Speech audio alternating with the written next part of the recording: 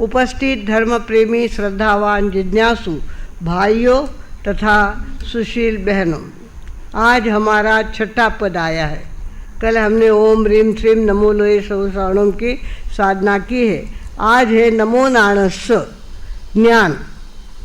ज्ञान हम गीत गाते हैं, उठ उठ रे म्हारा ज्ञानी रे जीवड़ा, दो घड़ी प्रभु रो भजन करो। ज्ञानी जीव ये ज्ञानी ही है, इसके अंदर अनंत केवल ज्ञान भरा हुआ है, अनंत दर्शन भरा हुआ है। खाली ऊपर का कचरा निकला कि अंदर में ज्ञान भरा हुआ है। 8 प्रकार के सिद्धों के गुण इसके अंदर भरे हुए हैं। ये ज्ञानी जीव है और इस ज्ञानी जीव को और ज़्यादा ज्ञान में भर देना, इसका नाम ज्ञान की साधना है। भगवानों, ज्ञान पढ़ने बैठते हैं तो कहीं नींद आती है, कहीं आलस आता है, कहीं दूसरा काम याद आ जाता है, पर आदमी ज्ञान की आराधना के साथ बहुत देर रह नहीं सकता। ये उसकी कमजोरी है। ये भगवानों, इस तरह से ज्ञान की आराधना करना। ओम ह्रीम श्रीम नमो नाणस्स हमारा नंदी सूत्र है, पूरा ज्ञान से भरा हुआ है। 5 ज्ञान उसके अंदर है, मति ज्ञान, श्रुति ज्ञान, अवधि ज्ञान, मन पर्यव ज्ञान और केवल ज्ञान। 5 प्रकार के ज्ञान होते हैं। एक ज्ञान होता है समझ में आना, ध्यान में आना, ये मति ज्ञान है। ये कौन सा ज्ञान है? मति ज्ञान है। आँखों से दिखना, कान से सुनाई देना और जीभ को स्वाद मालूम पड़ना, शरीर को स्पर्श मालूम पड़ना, ये सारा मति ज्ञान है। मति ज्ञान यानी समझ में आना और श्रुत ज्ञान यानी अभिव्यक्ति देना। मुझे अच्छा लगा, मुझे बुरा लगा, मुझे ये लगा, मुझे वो लगा, इस तरह से अभिव्यक्ति देना श्रुत ज्ञान। वैसे देखा जाए जो सुन के समझ में आता है वो श्रुत ज्ञान है, और अंदर से उपजता है वो मति ज्ञान है। छोटे बच्चे को इंजेक्शन देते हैं, उसको कुछ समझ में नहीं आता क्या किया, पर रोता है कि नहीं वो इंजेक्शन देने के बाद, वो मति ज्ञान है। स्पर्श समझ में आना, ये मति ज्ञान है। तो इस तरह से मति और श्रुति 2 ज्ञान हर आदमी को होते ही है। कम ज़्यादा प्रमाण में 2 ज्ञान हर आदमी को होते ही है। और तीसरा होता है अवधि ज्ञान। अवधि ज्ञान यानी अमुक अवधि तक 1 किलोमीटर चारों तरफ जिसको दिखने लग जाता है, किसी को 2 किलोमीटर चारों तरफ दिखने लग जाता है, कुछ को ठेठ ऊपर चले जाते हैं और ठेठ देवलोक दिखने लग जाता है, देवलोक भी दिखने लगता है। भगवानों, अवधि ज्ञान, अमुक अवधि तक इस आदमी को ये नज़र आता है। इसका नाम क्या है? अवधि ज्ञान है। रतलाम में हमारे मार साहब थे, कस्तूर चंद जी मार साहब, और रिक्शा आकर के उनके थानक के सामने उतरी तो उन्होंने कहा अभी उतरो मत, ऊपर चढ़ो मत, आप तो सीधे वापिस इंदौर जाओ, आपके ससुर जी बीमार होकर के आ रहे हैं और आप घर में नहीं रहोगे तो उनको बहुत दुविधा होगी, आप वापिस चले जाओ। अब उनको ध्यान में आ गया होगा ना, ये ध्यान में आ गया।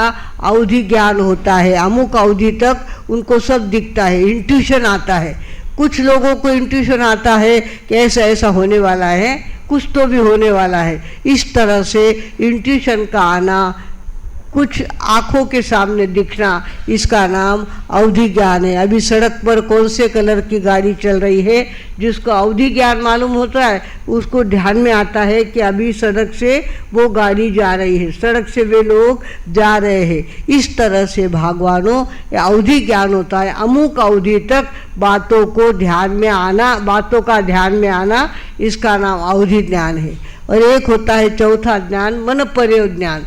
मन में जो चल रहा है, आप ऊपर से बहुत मीठे बोल रहे हैं पर अंदर में कुछ खलबली आपके मच रही है। जिनको मन पर्यव ज्ञान होता है उनके ध्यान में आ जाता है कि ऊपर सज्जन का रूप बनाया है पर अंदर में बहुत घोटाला इस आदमी के चल रहा है।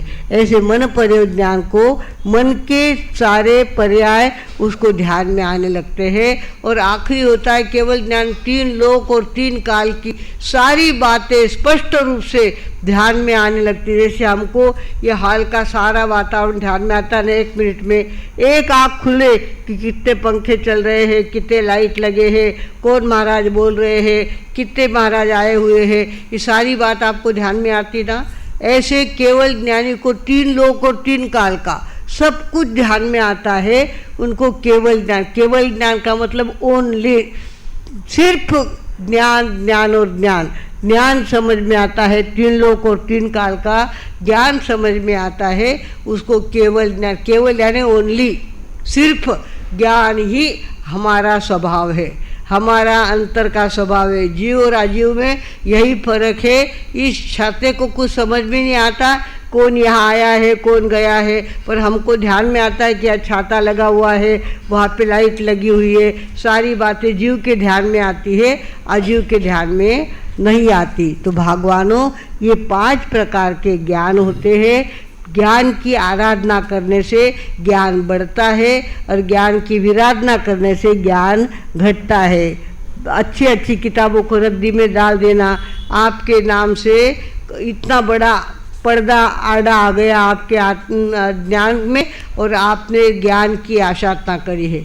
ज्ञान को कचरे में डाला, ज्ञान को पेपर का कागज होता है उसके ऊपर गंदगी इकट्ठी कर देना, इस तरह से पेपर का भी अपमान नहीं करना। उसके अंदर ज्ञान है ना, आई उसके अंदर है ना, उसकी भी आसाधना नहीं करनी चाहिए। किताबों की आसाधना नहीं करनी। ये तो किताब रखो ही मत घर में, और रखो हो तो उसका पलेवन करो, उसको देखो, उसको व्यवस्थित रखो, तो ज्ञान की आराधना हमने की है, ऐसा समाधान हमको प्राप्त होगा। भगवानों, ज्ञान की आराधना करनी होती है।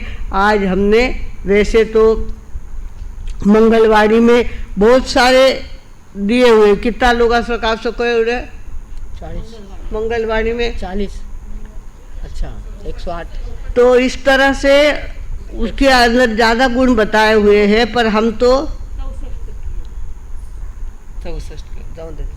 इस तरह से ज्ञान 5 है। मति ज्ञान, श्रुति ज्ञान, अवधि ज्ञान, मन पर्यो ज्ञान और केवल ज्ञान। आज 5 ही लोग उसका ध्यान हम करेंगे, 5 वंदना करेंगे और 20 माला ओम ह्रीम श्रीम नमो नारायण, इसकी हम फेरेंगे।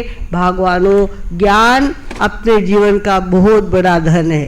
पैसों की समृद्धि तो वहाँ के लोगों को ही पता चलती है कि हमारे गांव वाले ये पैसे वाले लोग हैं, पर ज्ञानी लोग तो जहाँ बैठेगा वहाँ कुछ बोलेगा तो ध्यान में आ जाएगा ये ज्ञानी है, ये ज्ञानी है, इसको बहुत समझता है। इस तरह से ज्ञानी सर्वत्र पूज्यमान होता है, और धनी खाली उसके देश का, उसके गांव तक ही वो सीमित होता है।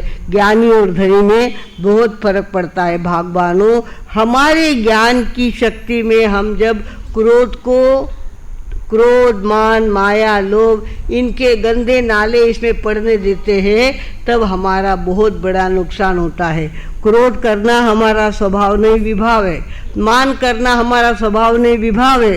क्रोध, मान, माया और लोभ, इन अवगुणों के पीछे अपनी शक्ति को खर्च करना ये अज्ञान है, और इस अवगुणों को अपने अंदर नहीं आने देना ये हमारा स्वभाव है। तो भगवानों, स्वभाव की साधना करना जिंदगी की बहुत बड़ी साधना होती है।